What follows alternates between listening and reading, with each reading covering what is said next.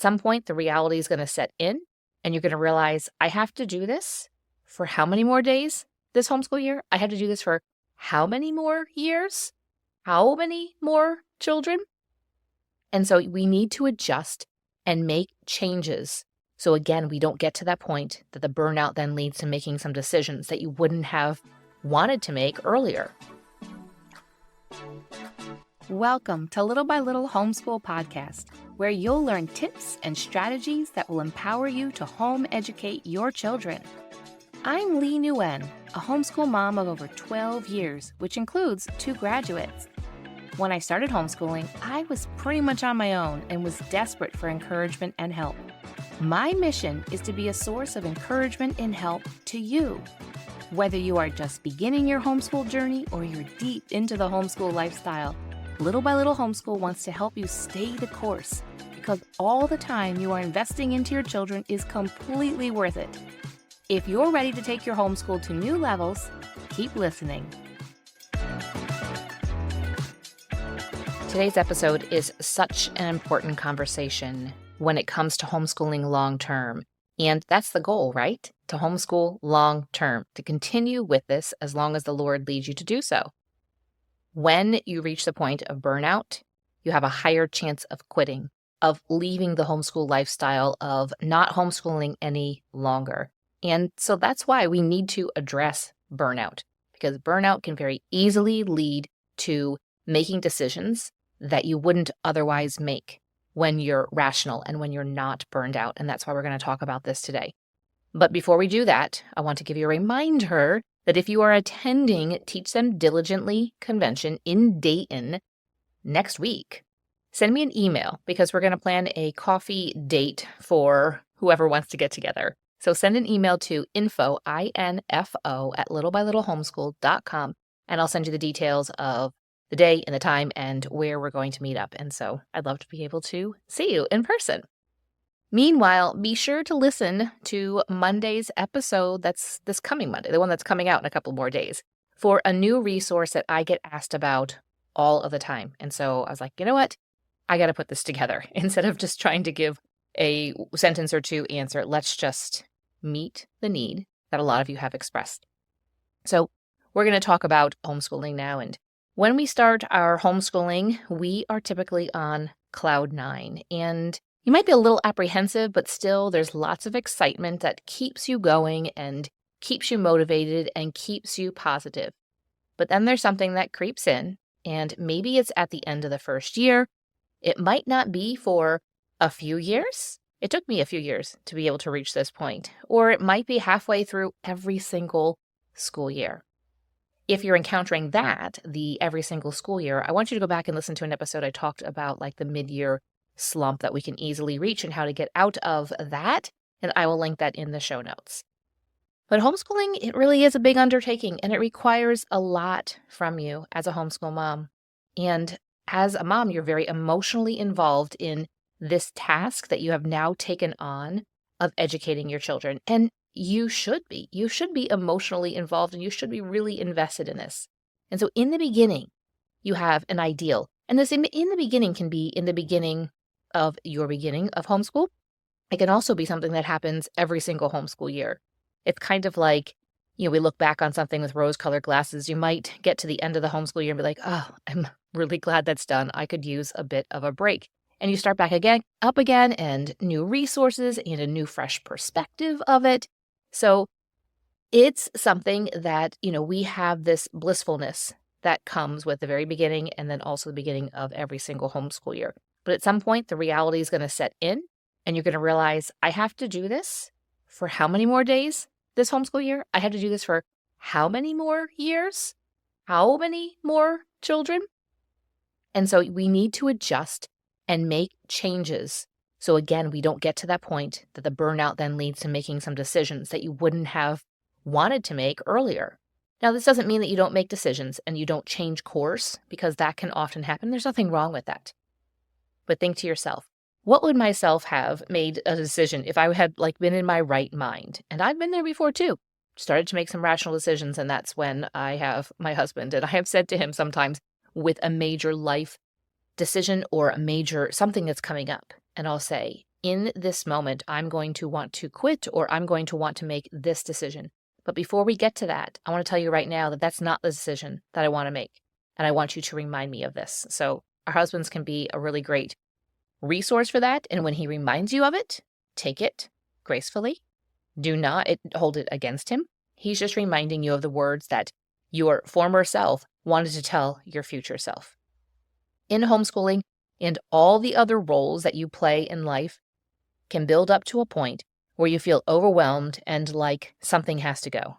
Now, what this exactly looks like depends upon your personality, but you'll know it when it happens. Again, it can usually take a few years of homeschooling for this to really kick in. For me personally, as I alluded to earlier, it was about 5 years in when I realized that by the end of winter each year, I was not a fun, joyful, peaceful, or kind homeschooling mom anymore. My children at that time were all in elementary school and I just wanted to quit. But I didn't actually want to quit, as I didn't want to put them in public school, and private school was not in the budget. Really, I was just burned out. So what are some of the signs of becoming burned out?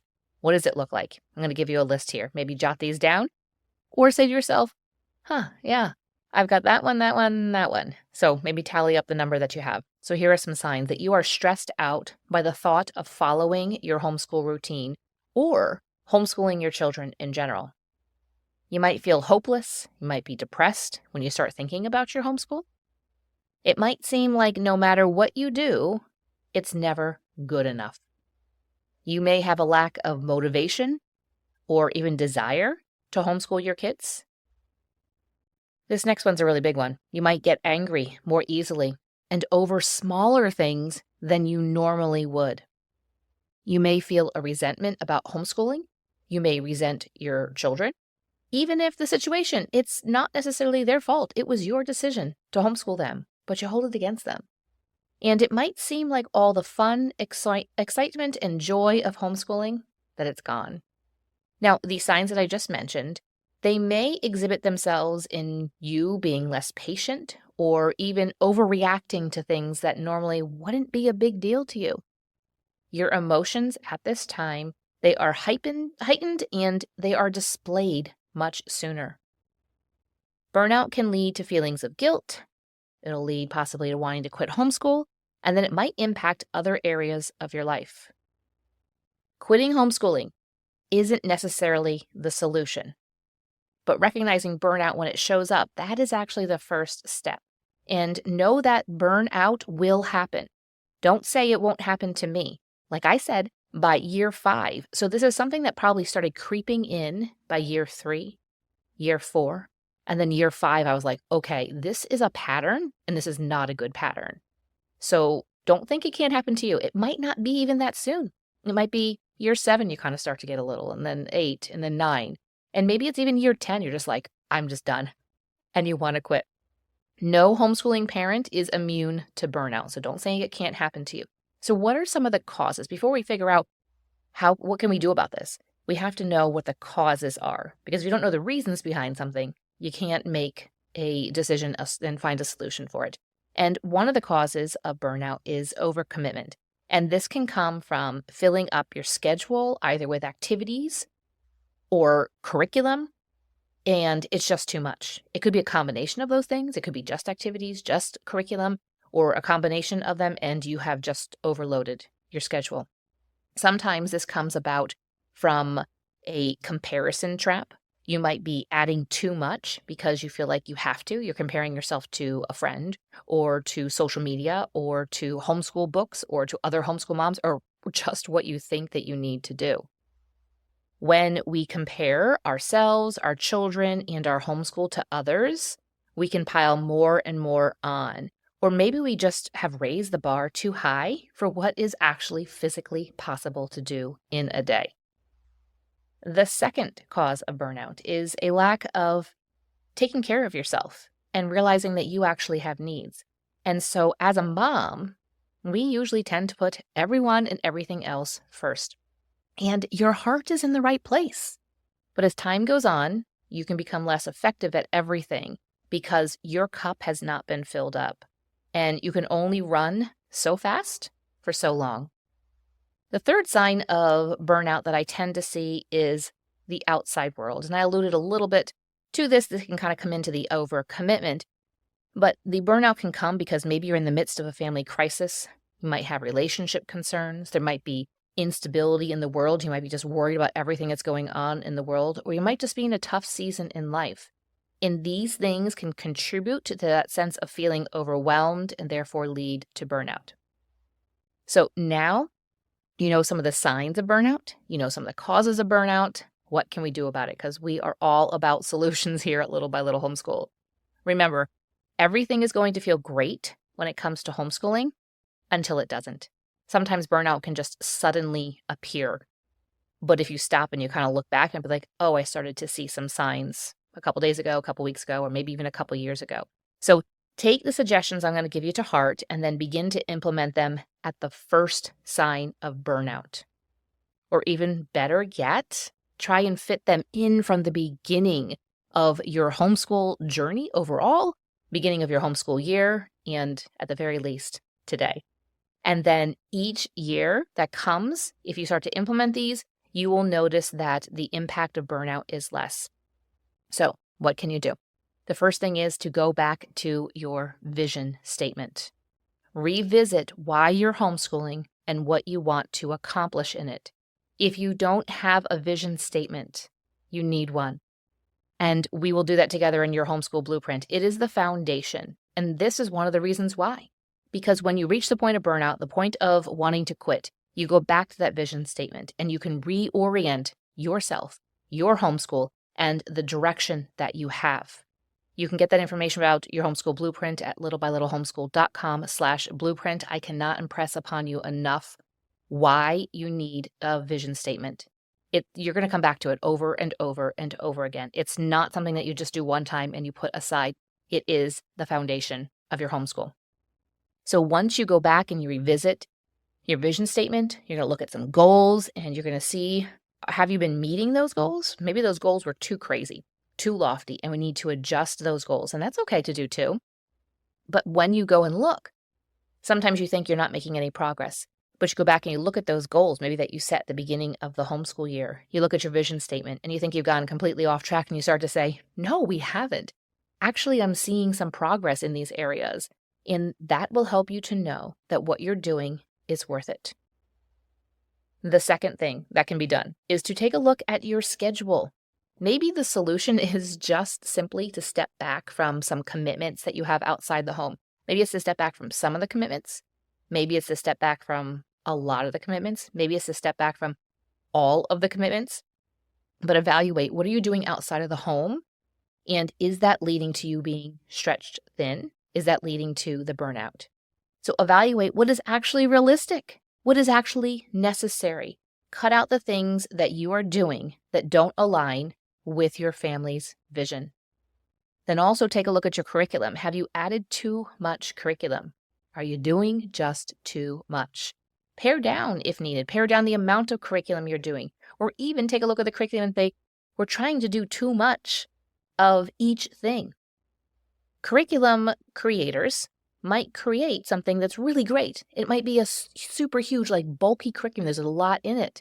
But if you do 5, 6, 7, 8, 9, 10 of those, it's a lot to do.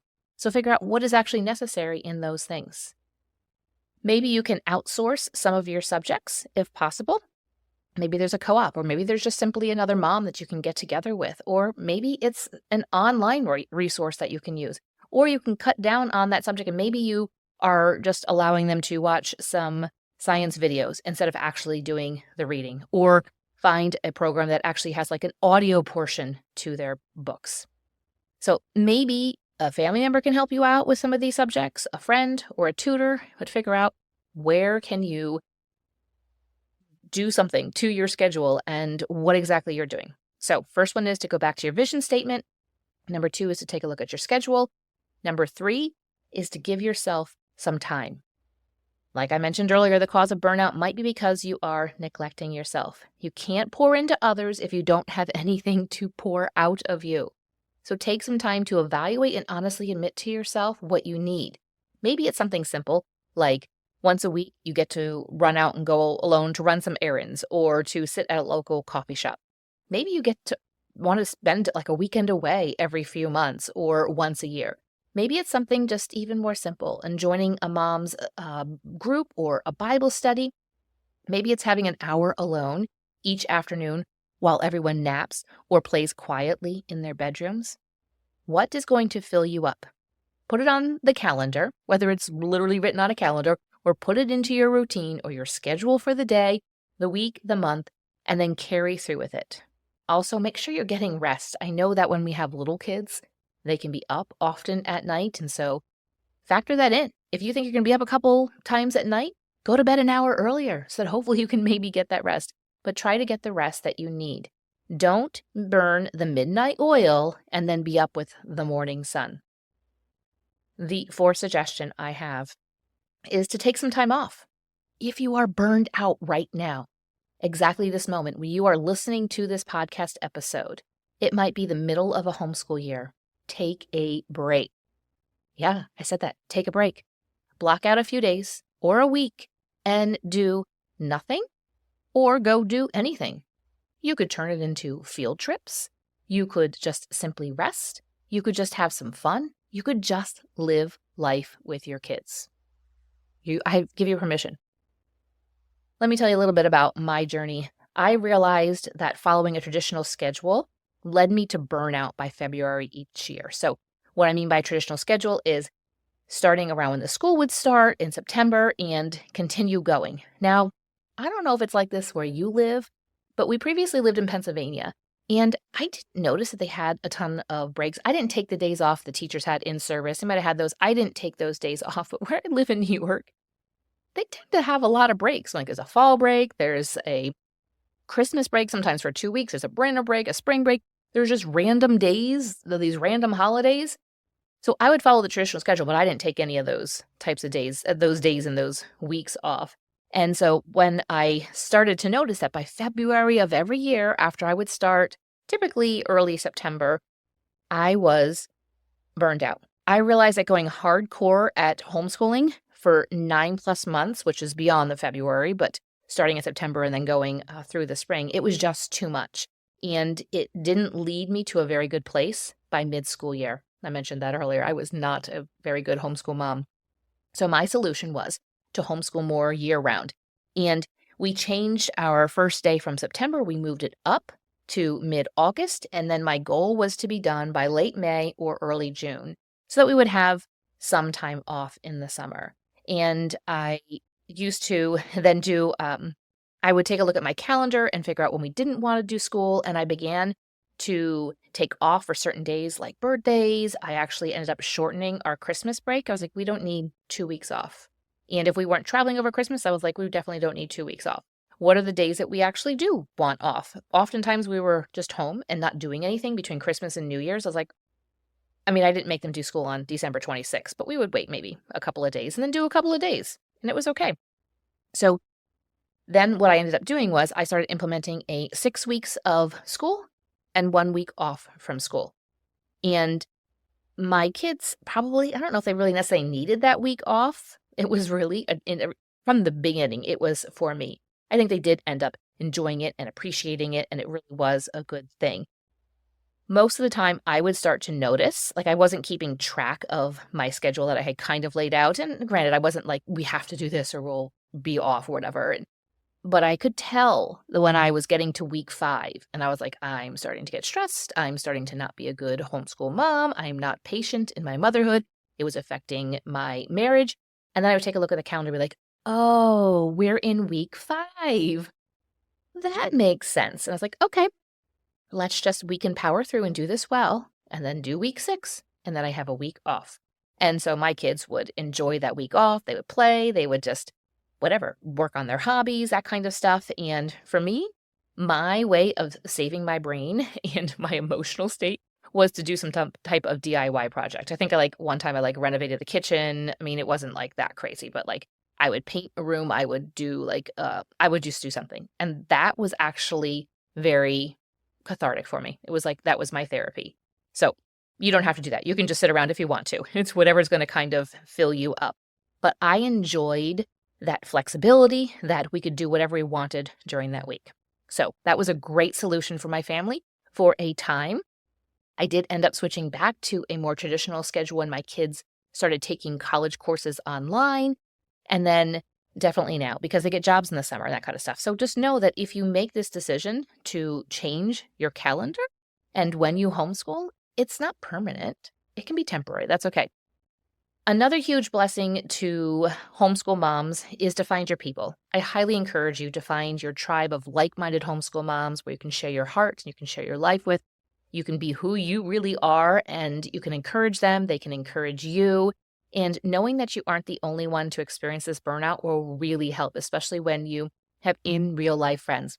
And I did do an episode about finding some like-minded homeschool friends. So go and listen to that. I'll drop that link in the show notes. So how do we help avoid burnout, or at least to avoid that worst case scenario of burnout? So recognize what's going to work for you. Maybe you're an introvert and you need to schedule more time for yourself, weekly, daily, monthly. Maybe you're an extrovert and you need to schedule time with friends. Now, even if you call yourself an introvert, I don't want you to put yourself in that box. It's good to spend time with other people. And if you're an extrovert, it's good to spend time alone. So spend time outside. Maybe go on a hike or just sit outside, enjoy the sunshine. Make sure you are pouring into your personal devotion time and working on your relationship with God and reflecting on His role for you as a homeschool mom. Become more flexible in your homeschool. When you plan every moment and you're super rigid about your day, you're often going to lead yourself to burnout, and you might even lead your children to burnout. So focus more on a rhythm to the day as opposed to a strict schedule. Also, last thing I want to mention is to form some habits that are going to fill you, they're going to nourish you, and they're going to encourage your heart during this season of homeschooling your kids. So I will drop a couple of episodes that are going to be pertinent to you in the show notes. If you are looking to create that vision statement and those goals so that you have that solid foundation, you're going to want to head over to your homeschool blueprint. And in closing, don't forget, if you want to meet me at Teach Them Diligently, to send me that email, and then be sure to listen to Monday's episode because I've got something special for you then. Thank you for listening, friend. I'd love to connect with you more. You can find social media links in the show notes and share this episode with a friend who could use a boost to her homeschool. See you back here real soon.